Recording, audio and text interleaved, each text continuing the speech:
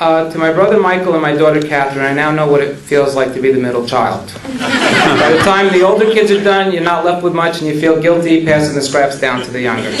But,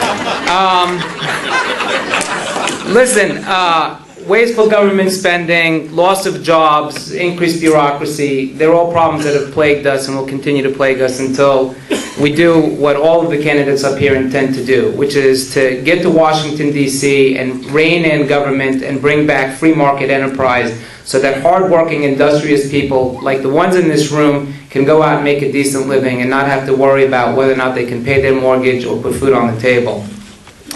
When I was a teenager, and I hate to admit this, during the energy crisis, when we all were lining up for gasoline, odd and even numbered cars at the gas station, I hawked a shopping cart from the local grocery store, and I went to Dunkin' Donuts, filled it up with donuts and coffee, and I walked the lines of the people waiting to get gas in their cars at 4 in the morning, and I sold donuts and coffee for $1. And I have that shopping cart here. No.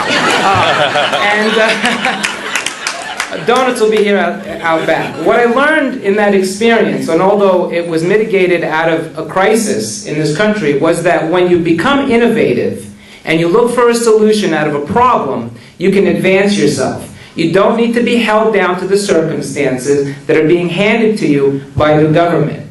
And as a 14-year-old kid, my parents bought the donuts and I pocketed the difference, but as a 14-year-old kid, I did learn that there is opportunity in this country, and that is what locked me into becoming a Republican and a fiscal conservative, because I realized that when I am turning to my own devices in life, that I can make my way. I don't need handouts. I don't need to ask the government for anything in order to get me from point A to point B. And if I do, and I borrow, I pay back on my own accord, on my own terms, and I don't ask anybody to give me a handout. Thank you.